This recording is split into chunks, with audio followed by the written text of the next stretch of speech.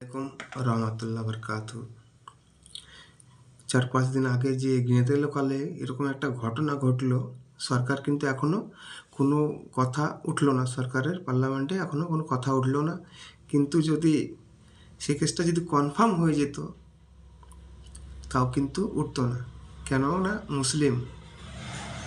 মুসলিম বলে কোনো কথা এখনও উঠেনি।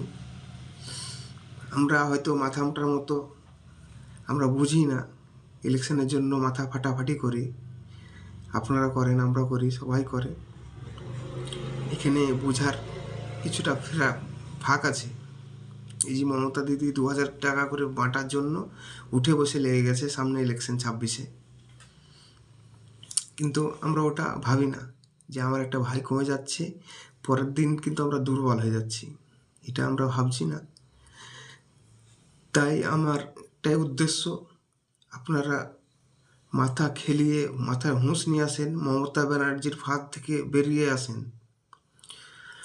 ওর জন্য পশ্চিমবাংলায় এত দূর হতে চলেছে, ওর জন্যই। মানে একটা জিনিস ভেবে দেখেছেন আমাদের আসাউদ্দিন ওসি আসার জন্য প্রস্তুত নিয়েছেন। ও নানান রকমের গান গাইতে লেগেছে, যে বিজয়ের কাছে টাকা নেয়, এটা নেয়, সেটা নেয়। কিন্তু ভাই, আমাদের জন্য একাই যদি লড়াই করতে পারে, কেননা আমরা সাথ দিতে পারবো না ওদের? আসাদ সাহেবের সাথ দিতে পারি না, শুধু একটা ভোট দিয়ে সাথ দিতে পারি না যে না আর একটু শক্তিশালী হোক। আজকে পশ্চিমবাংলায় গেঁদে লোকালে যে ঘটনাটা ঘটলো, এখানে যদি আমাদের এমআইএমের কোনো একটা এমপি বা এমএলএ থাকতো, এই জিনিসটা হতো না। আপনারা ইন্টারনেটে সোশ্যাল মিডিয়ায় দেখছেন কিভাবে এমআইএমের কাজ হচ্ছে, আপনারা নিজের চোখে দেখছেন। বা আস্তে আস্তে আরও বেশি হচ্ছে, আগের দিকে আগাচ্ছে, আপনারা নিজের চোখে দেখতে পাচ্ছেন। কিন্তু এখানে আমরা নিয়ে আসতে পারি না?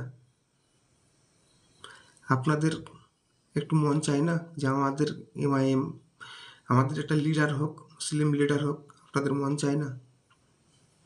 আমি চাই যে আমাদের একটা মুসলিম লিডার হোক। আমাদের এনআরসি, সিএসএ, মুসলিম মসজিদ ভাঙা, গোরস্থান ভাঙা, হার আওয়াজে যেন আওয়াজ উঠাতে পারে। এর জন্য আমরা চাইছি। এই যে গেঁদে লোকালে এখন অবধি ভাইকে যে এত অত্যাচার হলো, মারধর হলো, ট্রেন থেকে ফেলে দেওয়ার অভিযোগও এসেছিল, কি গালাগাল। এখন অবধি মমতা ব্যানার্জি